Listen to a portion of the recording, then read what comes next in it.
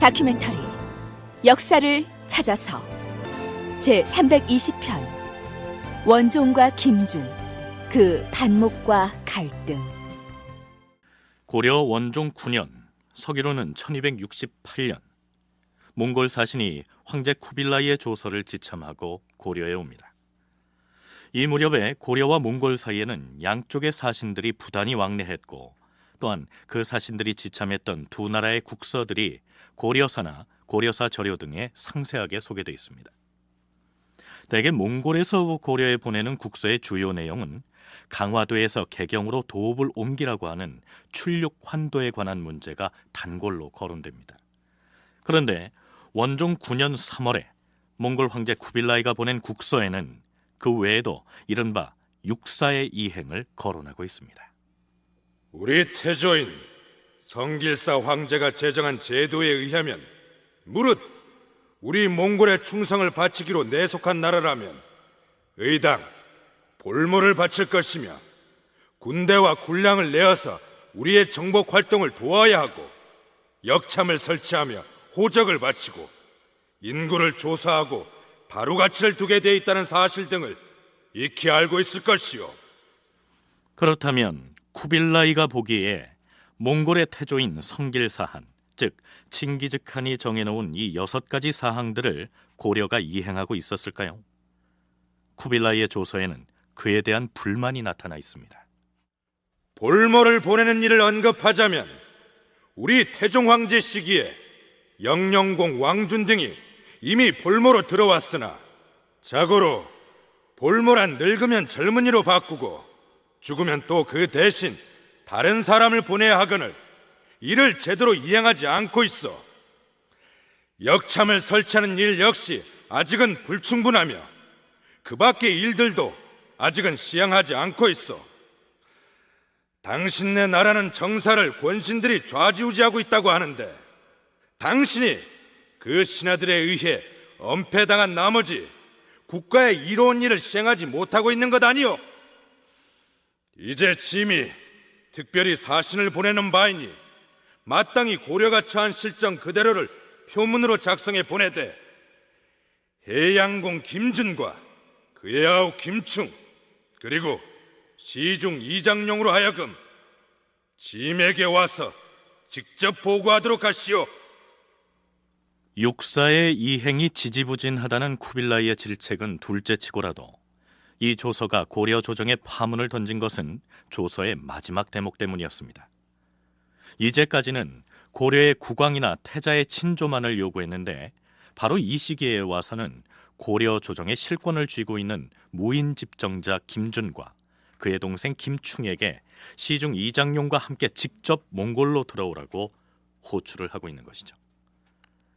여기에 거론된 김충은 김준의 친동생인 김승준과 동일인입니다. 그렇다면 이 시기 몽골 황제 쿠빌라이는 어째서 김준을 직접 거명하면서 몽골로 들어오라고 호출했을까요? 동아대 김광철 교수의 얘기를 들어보시죠. 몽고의 입장은 지금 그 책임을 지금 원종 왕한테 이제 물으려고 하는 것이 아니라 김준한테 지금 이제 책임을 물으려고 하는 것이거든요. 어떻게 보면 원종을 이제 보호하는 그런 입장을 간접적으로 이제 비친 것이기도 합니다. 또 이렇게 되기까지는 아마 원종 왕실을 통해서 그러한 사정이 몽고에 이제 전달되었을 것이고 그런 협조까지 아마 요구했을 가능성도 있습니다. 김준호는 이게 받아들이기가 어려운 것이죠. 김광철 교수의 분석이 흥미로운데요. 쿠빌라이가 김준을 호출하는 내용의 조서를 보낸 것은 김준을 견제해서 고려 국왕인 원종을 도와주려는 의도가 담겨 있다는 것입니다. 아마도 원종이 이러한 내용의 조서를 보내도록 은밀하게 몽골 황실과 사전에 논의했을 가능성도 있다는 얘기죠. 그동안 몽골 측으로부터 온갖 압박을 다 받았음에도 고려의 무신 집정자가 강화도를 떠나서 육지로 나간 사례는 단 한 차례도 없었습니다. 강화도를 벗어나서 내륙으로 건너갔다가 몽골군에게 포로로 잡히는 날에는 무신 정권 자체가 붕괴될 것이 뻔했기 때문이죠. 그런데 쿠빌라이로부터 아예 몽골 황실로 들어오라는 명을 받았으니 이 엄중한 상황을 맞이해서 김준은 어떠한 대응을 하고 나설까요? 무신 집정자 김준의 집에 쿠빌라이로부터 호출을 받은 김준과 김승준, 그리고 김준의 충직한 부하인 장군 차송우 등이 모여서 대책을 궁리하고 있습니다. 영공, 소인 차송우입니다. 어서 오너라.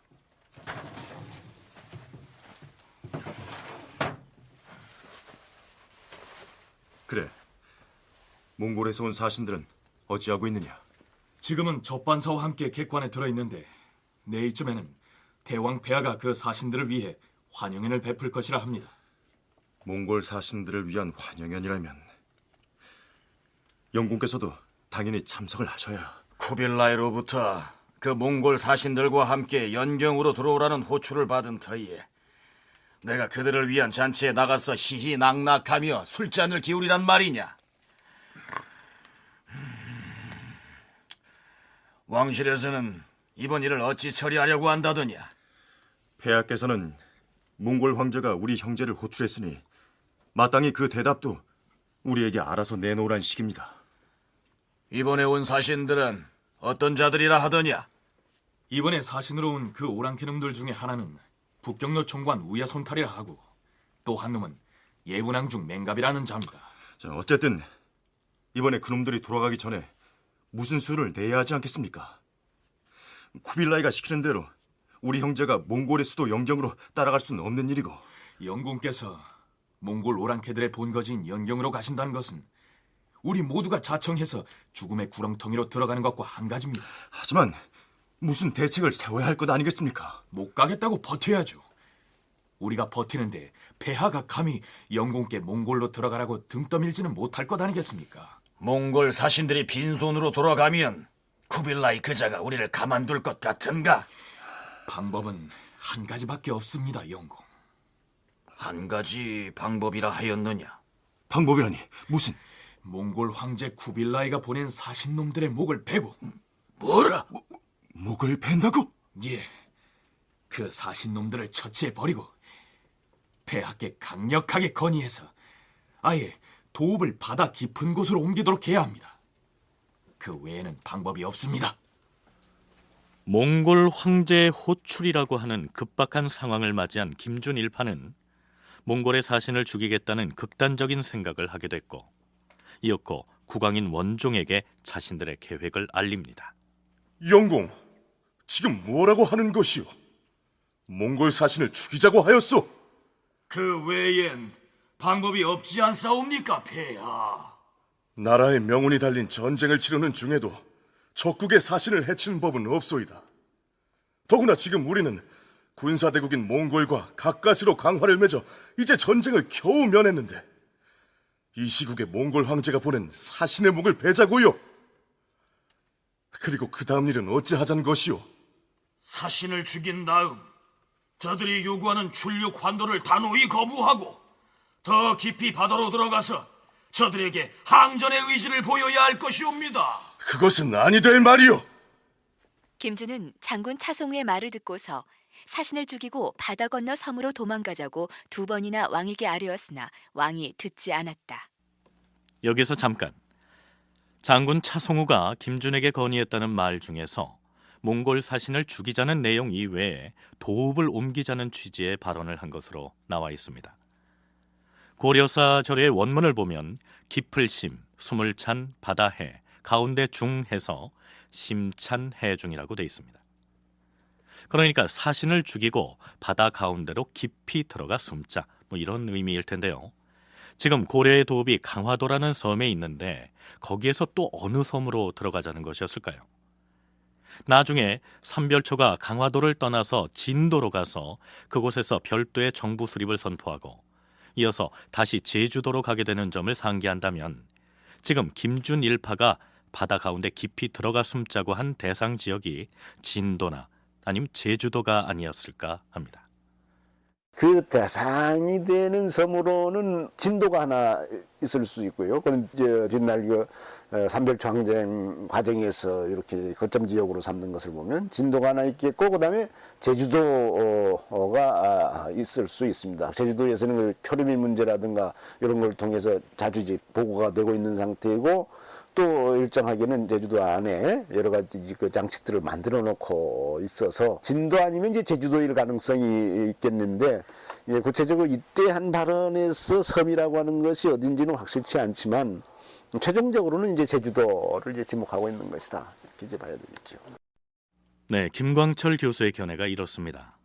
그런데 한국학중앙연구원 이강한 교수는 여기에서 김준이 말한 것은 물론 진도나 제주도일 가능성도 있지만 개경으로 환도하지 말고 강화도에 남아서 굳게 지키자, 이런 의미일 수도 있다고 분석합니다.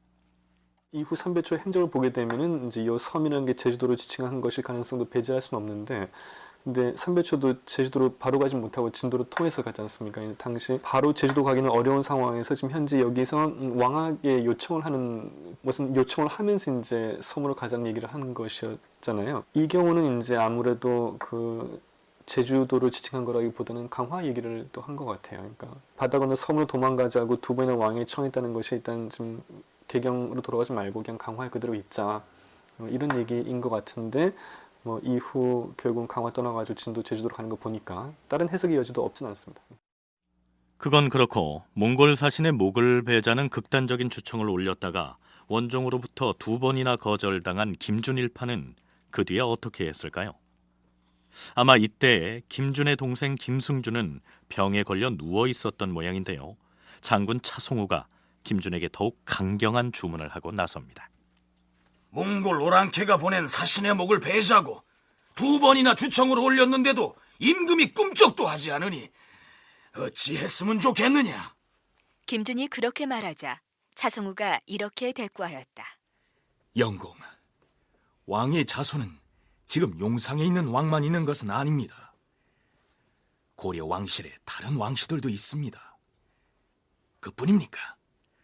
하물며 태조도 장군의 신분으로 즉위하지 않았습니까?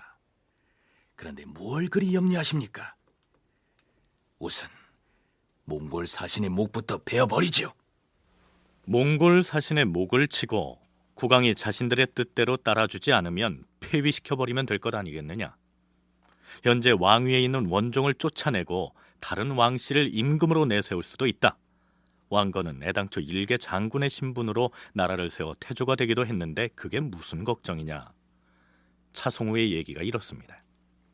김준은 일단 지금 아무 사신을 죽여버리고 계속 강화에 남아있는 것이 자기한테는 제일 좋은 방책이니까 동료 장군들하고 얘기를 하다가 이 지금 왕뿐 아니라 다른 왕씨도 있다, 태조도 장군이었지 않느냐, 이런 얘기는 아마 그 같이 얘기를 하던 그 장군 차송우라는 사람이 한 얘기인 것 같습니다. 근데 차송우가 이런 식으로 얘기를 하니까 김준도 사신을 죽여 버리는 자기 원래 생각에서 더 나아가가지고 임금을 바꿔야 되겠다는 생각을 하게 된 것 같은데, 정작 일단 먼저 사신을 먼저 죽인 다음 왕을 바꾸더라도 사신을 죽인 다음에 해야 되니까 사신을 일단 먼저 죽이자고 결정을 하고 그걸 이제 일반 관료들한테 통지를 했던 걸로 보여요. 근데 관료들은 이제 굉장히 당황했지만 서슬이 시퍼러니까 말을 못 하고 있는데, 물론 김준 일파가 몽골 사신의 목을 베는 사태로까지는 발전하지 않았습니다. 그렇다면 이 문제는 과연 어떻게 정리가 됐을까요? 김준이 차송우의 말을 옳게 여겨서 드디어 일단 사신을 죽이기로 결정하고 도병만옥사 엄수환을 시켜서 문무 대신들에게 고하니 모두 얼굴빛이 변하여 감히 입을 열지 못하였다. 그때 김승준은 병으로 앓아 누워 있었는데 엄수환이 그를 찾아갔다. 그래, 형님은 이미 몽골 사신을 죽이기로 결심을 하신 모양인데 엄수한 네 생각은 어떠하냐? 소인의 생각을 솔직하게 말씀드려도 되겠습니까? 그래, 솔직하게 말해보거라. 옛날부터 군사가 서로 맞서서 싸우는 중이라도 양쪽을 내왕하는 사신을 다치게 하는 법은 없습니다. 지금 이 시국에 몽골의 천자가 보낸 사신을 죽인다면 장차 이 나라가 어찌 되겠습니까? 우리 스스로를 보존하는 계책으로도 그것은 옳지 않은 방법입니다. 엄수환이 그렇게 이르니 김승준도 수긍하고 드디어 그 계획을 중지하였다. 이렇게 해서 심각한 외교 문제로 비화할 뻔했던 상황이 사신을 죽이지 않는 선에서 봉합이 됩니다. 그해 4월 대왕 폐하, 신 어명을 수행하고 돌아오겠사옵니다. 그대의 임무가 막중하오. 몽골국 황제의 문책이 여간 아닐 터인데 아무쪼록 지혜를 발휘하고 돌아오도록 하시오. 예, 대왕 폐하. 시중 이장용이 몽골 사신 우야손탈 등과 함께 길을 떠납니다.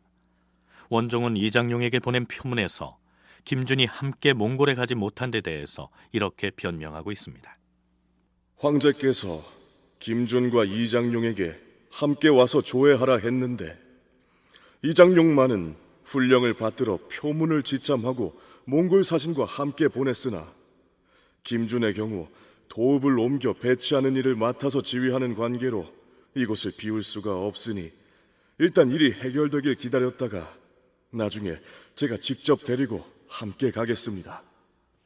이러한 내용의 표문을 들고 몽골 황실로 들어가서 쿠빌라이를 만났는데 아닌 게 아니라 쿠빌라이는 이장용에게 고려가 군사를 징발해 몽골의 정복전쟁에 협조하지 않은 것을 따지고 듭니다. 고려 시중에게 묻겠다. 지난번에 그대가 몽골에 왔을 때 고려가 출병해 전쟁에 협조하라 일렀거늘 그대의 나라에서는 아직도 징병 가능한 인원수를 분명히 하지 않고 모호한 말로써 얼버무리고만 있다. 왕준이 일찍이 고려에 5만의 군사가 있으니 그중 1만은 고려 왕실을 지키게 하고 나머지 4만을 우리 몽골로 보내서 전쟁에 협조하라 이르지 않았던가? 예, 폐하. 고려 왕실 출신의 영영공 왕준이 그런 말을 한 적이 있사옵니다. 그때 그대가 뭐라고 했는가?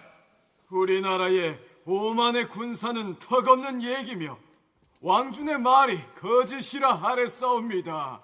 만일에 왕준과 함께 사람을 고려로 보내서 군사의 수를 조사한 다음 군사의 수가 4만 명이 되면 그대가 벌을 받겠노라 하였다. 만일에 그대가 처음부터 군사의 수를 정확하게 보고했다면 어찌 심히 그런 다짐을 받았겠는가? 여기 왕진이 들어와 있으니 여의치 않으면 대지를 시킬 것이다. 어느 안전이라고 거짓을 고하겠사옵니까? 신의 말을 믿어주시옵소서. 그대는 이번에 고려로 돌아가는 즉시 군인의 숫자를 신속하게 파악해 보고하도록 하라. 그대는 짐이 군사를 일으켜서 어느 나라를 정벌하려는지 아는가? 잘 모르겠사옵니다. 장차 송나라와 일본을 정벌할 것이다. 근데 그대가 고려 군인의 숫자를 속히 파악해 보고하지 않으면 짐은 군사를 몰고 가서 고려를 칠 것이다. 그대는 돌아가거든 군사 징발과 더불어 국왕과 상의에 쌀 3, 4천석을 실 수 있는 크기의 병선 1,000척을 건조하도록 하라. 알겠는가? 어찌 감히 황제 폐하의 명을 거역하겠사옵니까? 하오나 너무 급하게 독촉을 하시면 배를 지을 제목을 조달하는 문제도 쉽지 않은 터에 기한 내에 건조하지 못할까 염려되옵니다. 그리고 군사 문제는 누차 말씀 물리거니와 과거에 우리나라에 4만의 군사가 있었으나 30년간 전쟁을 치르는 동안에 모두 죽고 또한 역질에 걸려서 죽고 하여 이제 남은 군사가 거의 없사옵니다. 죽는 자들이 있었다 해도 새로 출생하는 자들이 없겠는가? 그대의 나라에도 부녀자들이 있을진데 어찌 출생자가 없겠는가? 그대는 나이도 많아서 사정을 잘 알 것인데 어찌 말을 그리 함부로 하는가? 몽골의 군대가 철퇴를 가하고 물러간 뒤에 새로 태어나 생장한 자들이 있기는 하나 모두 어리고 약해서 군인으로 쓸 수 있는 형편이 못 되옵니다. 어떻게든 전체 인구 수와 군사의 수를 정확히 보고하지 않거나 줄여서 말하기 위해서 안간힘을 쓰고 있는 모습이 역력하지 않습니까? 쿠빌라이의 질책은 단지 고려 군사의 규모를 제대로 보고하지 않은 문제에 대해서만이 아니었습니다.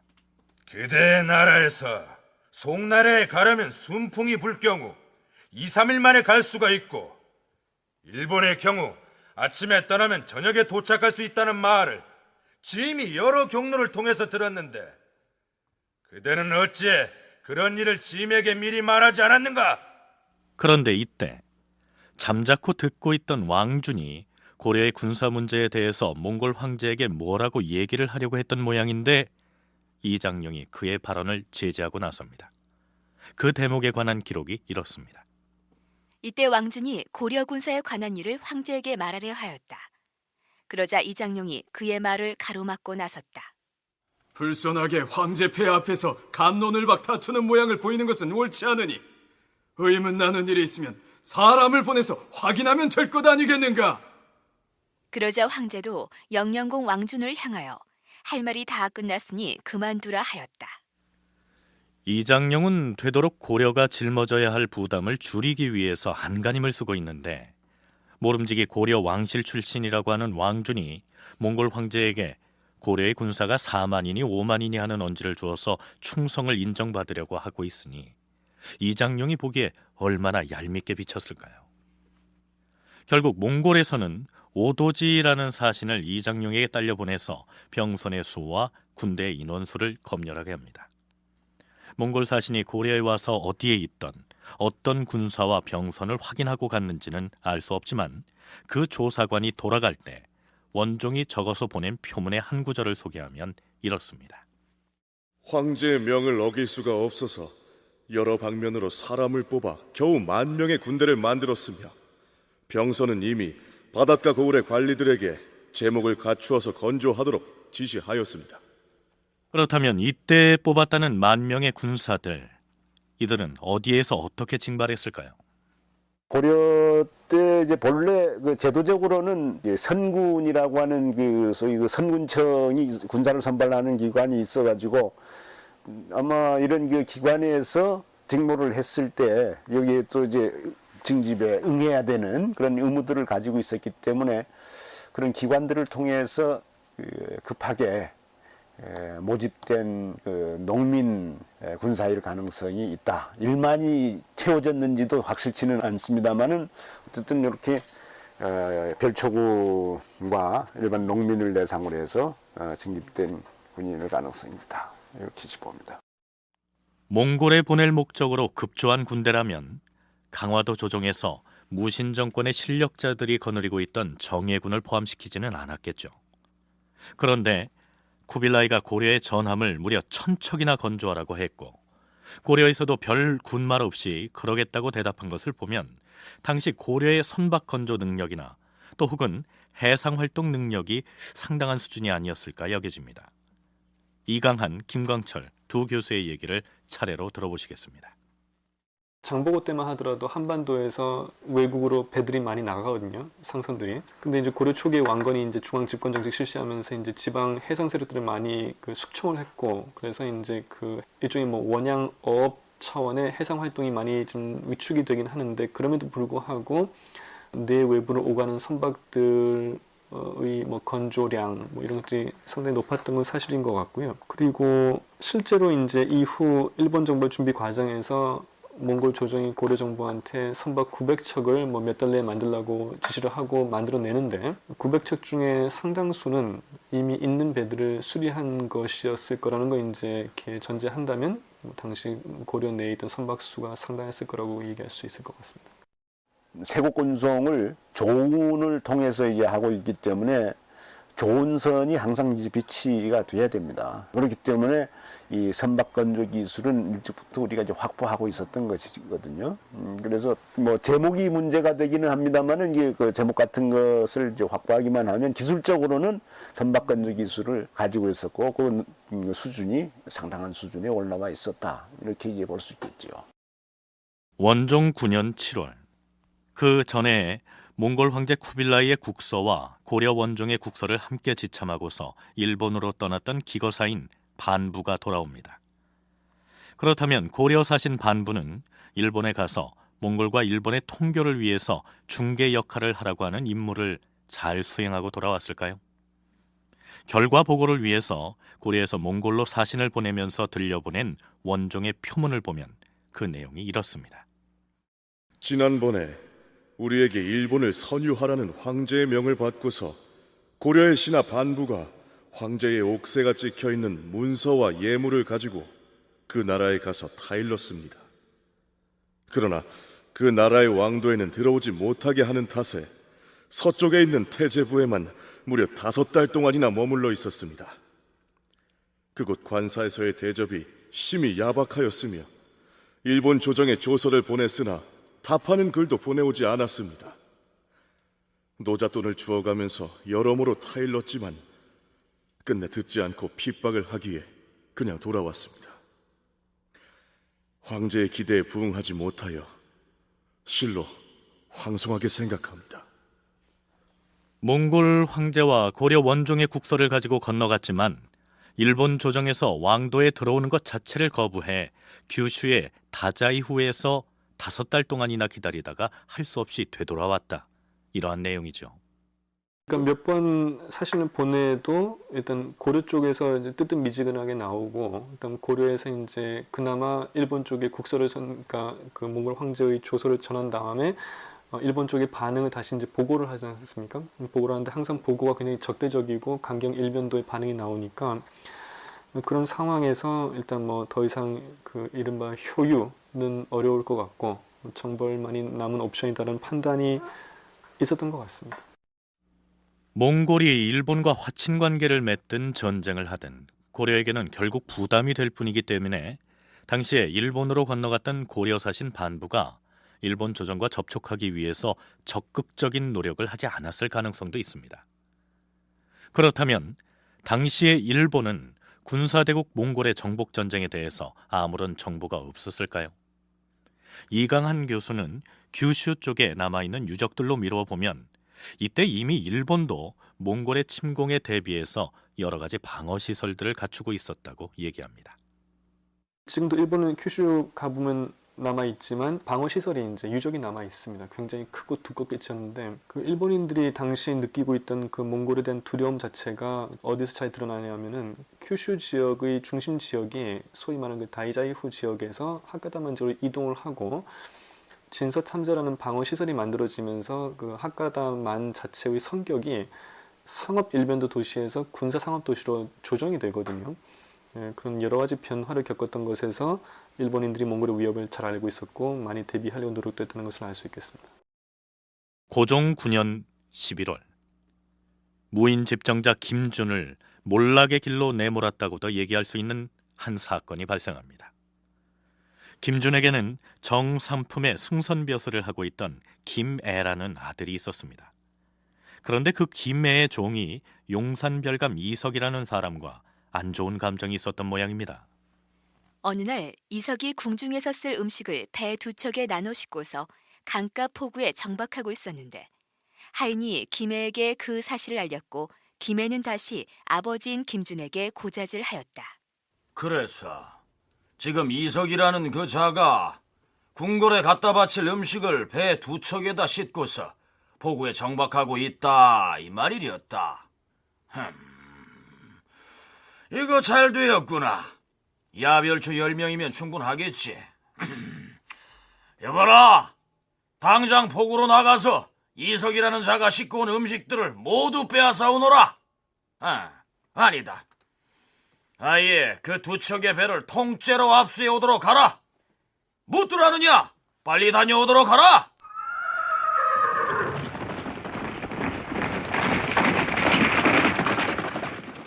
김준은 야별초를 파견하여 그 음식물들을 모두 빼앗아 오게 한 뒤에 자기가 거느리던 야별초 군사들에게 전부 나누어 주었다. 어찌 보면 별 사건이 아닌 것 같지만 문제는 김준이 이석으로부터 빼앗은 그 음식물들이 대궐로 납품돼서 국왕이 제사 지낼 때 사용할 재물이었다는 사실입니다. 다음 날 김준이 입궐하여 왕에게 갔더니 왕이 이석이 제출한 선장을 김준 앞에 내밀었다. 여기에서 반찬 선자를 쓰는 선장이란 궁중에서 쓸 음식의 이름과 수량을 적은 문서를 읽었습니다. 이 문서가 용산별감 이석이 짐에게 올린 선장이요. 여기 적힌 것들은 짐이 제사 때 사용할 물건들인데 혹시 김공이 음식물들에 대해서 아는 바가 있어? 예, 대왕 폐하, 그것이 어찌 된 일인고 하면, 저 폐하, 잠깐 다녀올 때가 있사옵니다. 왕이 선장을 들이밀며 추궁하자 김준의 낯빛이 흑빛으로 변하였다. 김준은 집으로 돌아와서 야별초에게 나누어 주었던 물품들을 회수하여 다시 대궐로 가서 왕에게 바쳤다. 그러나 왕은 그것을 받지 않았다. 한 번 빼앗은 것을 다시 바친다 해서 이것이 어디 돌이킬 수 있는 일이겠소? 이것들이 짐의 제사용품인데 용산별감 이석이 포구에 도착하자마자 진상을 하지 않고 지체하고 있다가 김공에게 빼앗겼으니 모든 죄는 이석 그자에게 있다 할 것이오. 여보라! 짐의 제사용품을 소홀하게 간수하였다가 빼앗겼으니 그 죄가 가볍지 않다. 이석 그자를 포박해 오도록 하라. 섬으로 귀양을 보낼 것이다. 왕은 이석을 귀양 보내고 권인기를 후임으로 임명하였다. 그러나 나중에 이석은 소환되어 다시 돌아왔다.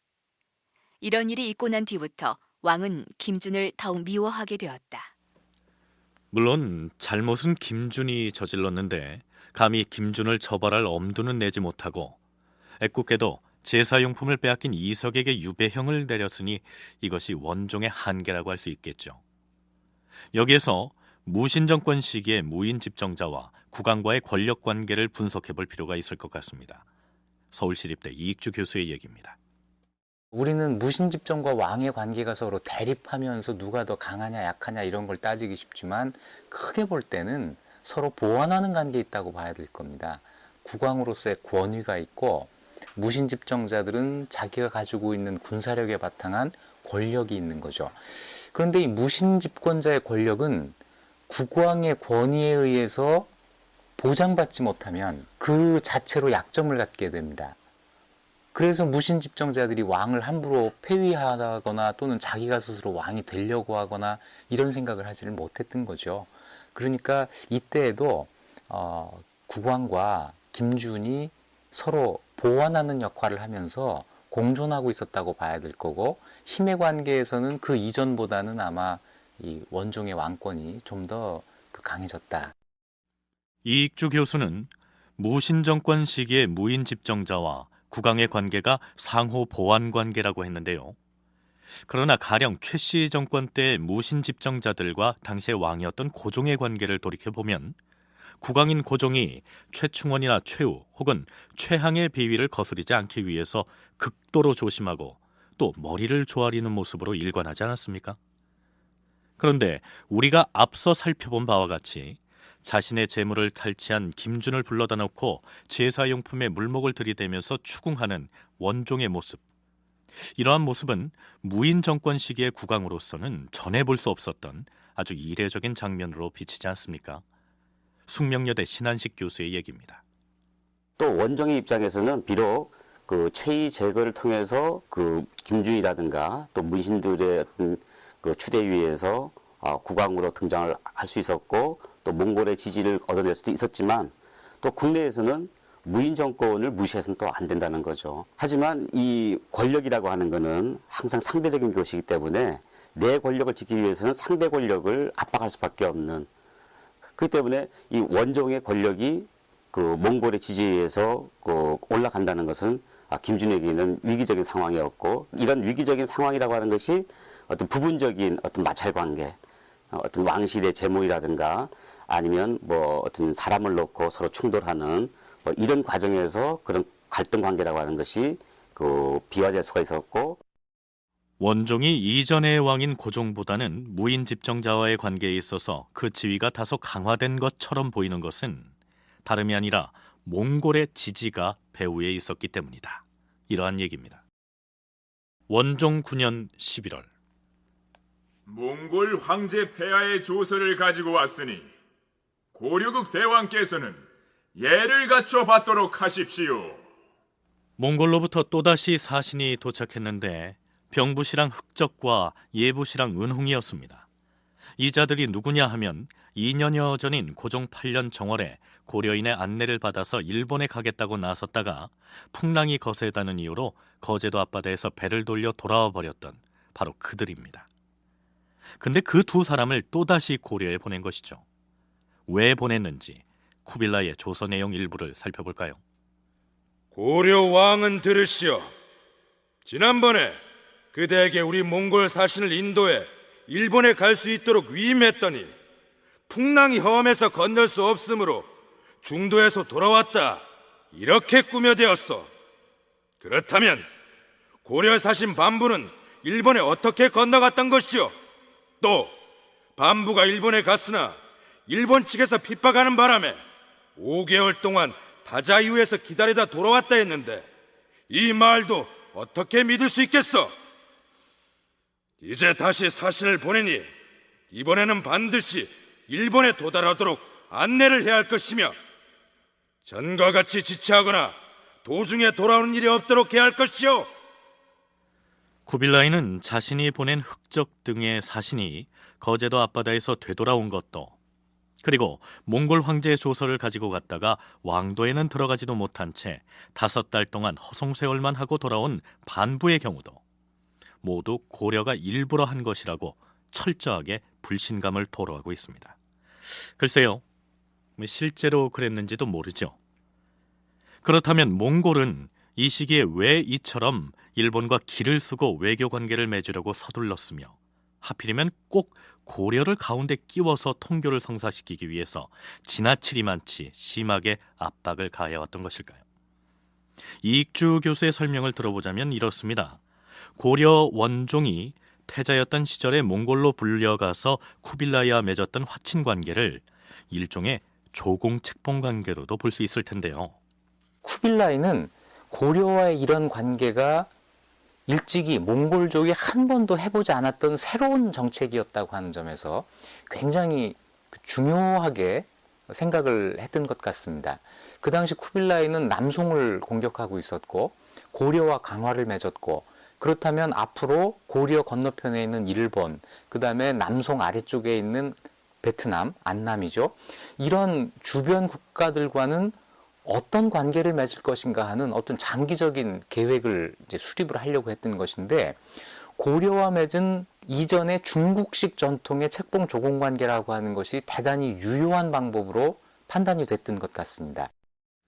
그러니까 쿠빌라이는 몽골이 고려와 맺은 강화 조약을 장차 동아시아 국가들을 정복해서 지배하는 본보기로 삼으려고 했고, 고려가 중간 역할을 해주기만 한다면 전쟁을 하지 않고도 일본이나 안남 등을 지배할 수 있을 것으로 생각했으며 이후에 실제로 그러한 방향으로 외교 교섭을 추진했다.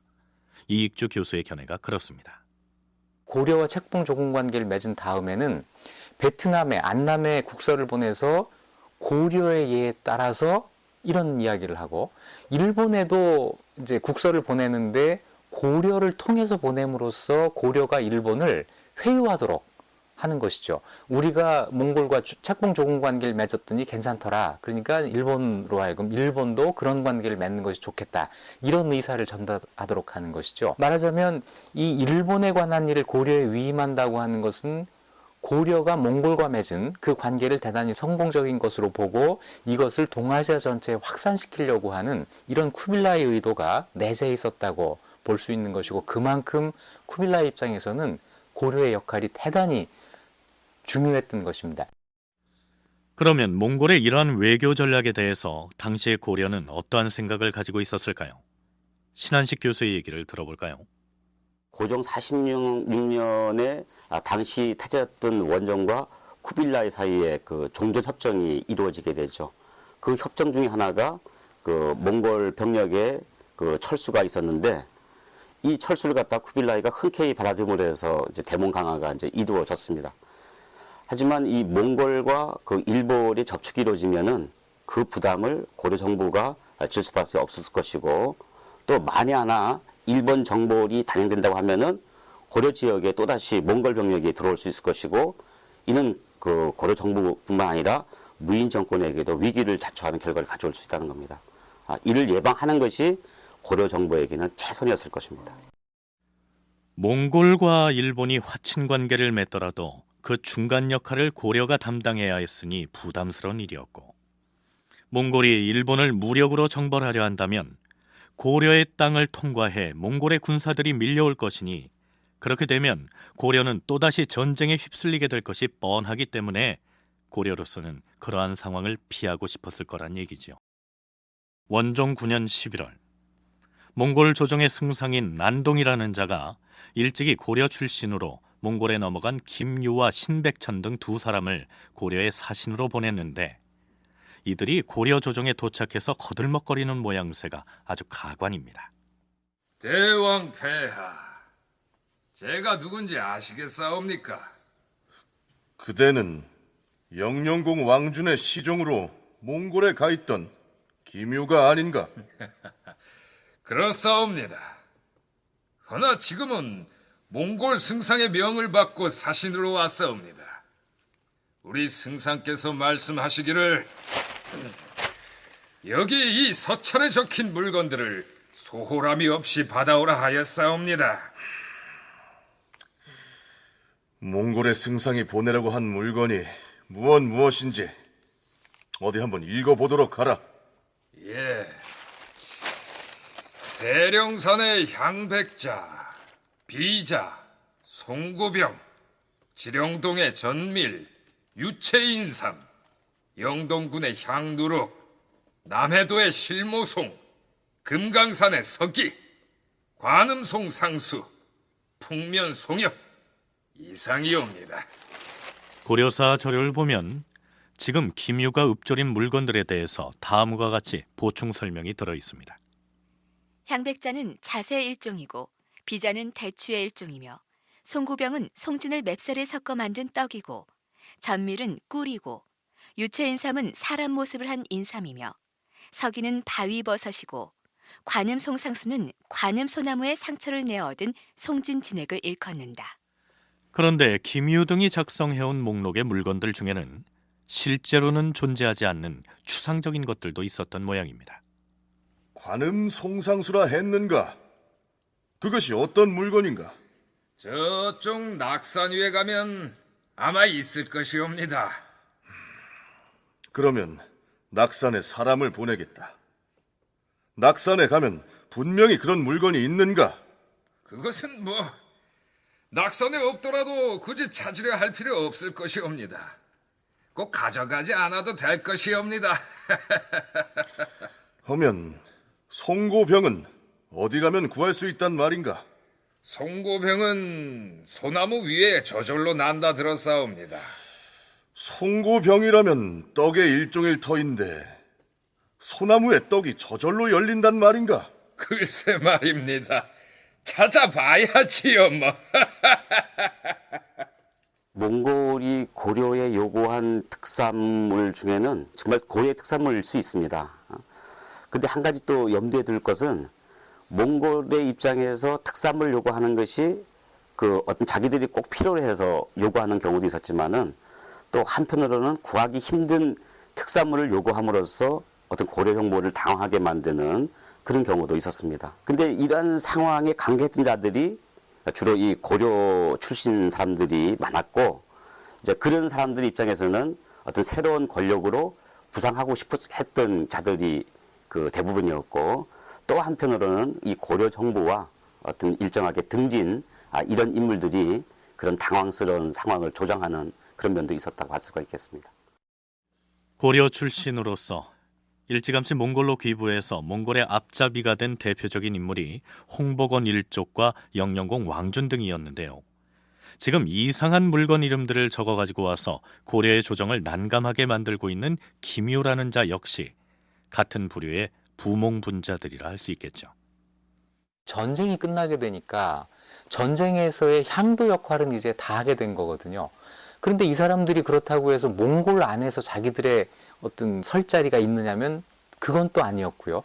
그러니까 결국에는 고려에 돌아와서 여기서 자리를 잡을 수밖에 없는데 자리를 잡을 수 있는 방법이라고 하는 것이 이미 고려에서는 이제 반역자 이런 낙인이 찍혔을 거고요. 이렇게 몽골의 힘을 등에 업고 돌아와서 폐단을 일으키고 또 자기들이 이제 또 어떤 그 면에서는 내가 뭐 고려에 대해서 이런 걸 봐주겠다 이런 선심을 쓰듯이 해가면서 또 이제 그 여기서 또 사적인 이익을 취하고 뭐 일가 친척들을 뭐 관직에 그 올리는 조건으로 뭐 이런 부담을 좀 줄여주겠다 뭐 이런 식으로 해가면서 작패를 하는 것이죠. 김유와 신백천이 자신들이 목록으로 작성해온 그 특이한 이름들의 물건들을 구해가지고 갔는지의 여부는 더 이상의 기록이 없어서 알 길이 없습니다. 자, 이제부터는 무인 집정자인 김준의 죽음과 관련된 내용을 소개하도록 하겠습니다. 김준은 평소에 거만하여서 이런 말을 자주 하였다. 나보고 몸조심을 하라고 하였느냐? 나는 일찍이 최의와 같은 못된 권신을 숙청하고 그 자들이 축적한 재물을 빼앗아서 여러 사람에게 나누어 주었으니 말하자면 나는 그들의 은인이 아니냐. 따라서 설령 내가 거리에 나가서 누워 있는다 해도 누가 감히 나를 해치겠느냐. 또한 김준은 농장을 사방에 두었고 가신인 문성주에게는 전라도 땅을, 지준에게는 충청도 땅을 관리하게 하였다. 그런데 그 둘은 경쟁적으로 가렴주구를 일삼아 농민들에게 벼종자 한 마를 주고는 가을에 쌀 한 섬씩을 강제로 거두곤 하였다. 그의 아들들이 또한 이를 본받아서 경쟁적으로 무례배들을 모아 그 세력을 믿고 횡포하게도 남의 토지를 강탈하였으므로 도처에서 원망의 목소리가 높았다. 다음 달에 내 집에서 대왕 폐하를 모시고 연회를 베풀 것인데 정자 짓는 공사가 이렇게 더뎌서 어찌하자는 것이냐? 인부들에게 채찍을 휘둘러 서더라도 밤을 새워 공사를 진행하도록 하라! 김준은 이웃집들을 철거해서 자기 집을 확장하였는데 엄동에도 혹은 더운 삼복에도 밤낮으로 공사를 재촉하여 인부들을 몰아쳤다. 김준의 집은 높이가 2억 일이나 되고 너비가 100보에 달했으나 김준의 처는 늘 불평하였다. 기왕의 이웃집을 헐고 집을 넓힐 양이면 좀 더 터를 넓게 잡을 것이지. 겨우 이게 뭐요? 이웃집을 5채나 헐고 담을 넓힐 것인데 그게 무슨 소리를 그리 하는 것이요, 부인? 기왕의 욕먹을 거. 앞뒤로 여남은 채 헐어버리고 좀 더 널찍하게 지을 것이지. 대장부 안목이 어찌 그리 좁쌀만하노. 우리가 최씨 정권 시기의 무신 집정자들의 행태를 두루 살펴보았습니다만 하나같이 남의 토지며 가옥을 점탈하고 또 고리대로서 백성들을 수탈하는 등 마치 약속이나 한 듯이 온갖 악행과 비리를 다반사로 저지른 것으로 기록되어 있습니다. 김준의 경우에는 최씨 정권 시기의 집정자들에 비하면 그 권력 기반이 상대적으로 취약한 편이었는데 그럼에도 불구하고 가렴주구를 일삼기는 빼다 박은 듯이 똑같았던 것으로 나타납니다. 그렇다면 이들 무신 집정자들이 한결같이 본래 타고난 품성이 탐욕스러웠기 때문일까요? 물론 개인 품성 탓도 있겠지만 그들이 누렸던 권력 그 자체가 법으로 보장된 정당한 것이 아니었기 때문에 그 권력을 유지하기 위한 경제력 역시 토지 탈점이나 기타 가렴주구를 통하지 않고는 달리 마련할 방책이 없었을 것이라는 게 학자들의 공통된 견해입니다. 이 무인 정권의 이제 속성하고 연결된다고 할 수가 있겠는데, 어쨌든 무인 정권의 권력은 비록 이제 그 기존의 정치 질서를 그대로 수용하는 측면도 있었지만은 중요한 것이 이 공적 질서를 초월하는 이제 사적 권력 기반에 의지했던 것이 강하죠.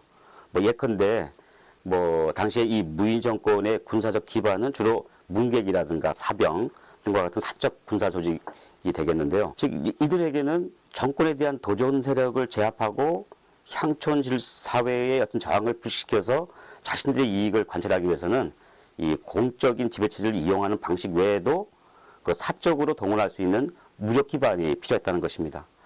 따라서 이들 사적 권력을 유지하기 위해서는 많은 경제적 기반이 필요했던 것은 당연하다고 할 수 있겠습니다. 무신 집권자들의 권력이라고 하는 것이 기본적으로 공적인 것이 아닙니다. 사적인 것이죠. 자기의 사병, 또 자기의 개인적인 경제 기반, 이런 것들이 바탕이 돼서 권력을 누릴 수 있는 거거든요. 그러니까 최씨 집권기에 그 최씨 집정들이 그랬던 것처럼 김준도 자기의 사병을 유지해야 하고 그것을 하기 위한 경제적인 기반이 필요하고 이걸 마련할 수 있는 방법이 탈점한다든지 뭐 이런 것밖에 없지 않겠습니까? 그래서 이제 김준도 다른 무신 집정들처럼 그 일을 했던 건데, 문제는 김준의 권력이라고 하는 것이 그 이전의 최씨 집권자들의 권력과는 차이가 있었다는 것이죠. 같은 무인 집정자였지만 김준의 권력 기반은 최씨 정권기의 집정자들이 누렸던 권력 기반보다는 훨씬 더 취약했기 때문에 결국 이때쯤 내부 균열이 생기기 시작합니다. 고종 9년 12월, 원종의 측근으로서 총애를 받고 있던 환관 강윤소가 어느 날 왕을 찾아와서 은밀하게 이렇게 말합니다. 대왕 폐하, 긴히 드릴 말씀이 있사옵니다. 들어오너라.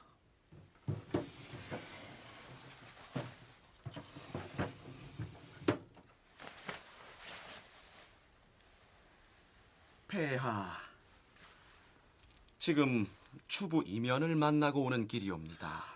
이면이라면 무오정변 때 김준을 도와 최희를 죽였던 그자가 아니냐? 그러하옵니다. 헌데 지금 다른 공신들은 모두 김준과 사이가 좋은데 반해 이면만은 김준과 심하게 틀어져 원수지간처럼 되었사옵니다. 폐하께서 은밀히 불러서 중한 책무를 맡기셔도 될 것이옵니다. 이면에게 중한 책무를 맡긴다. 이면에게. 무신 정권 막바지, 또 한 번의 피바람이 고려 조정을 휩쓸게 됩니다.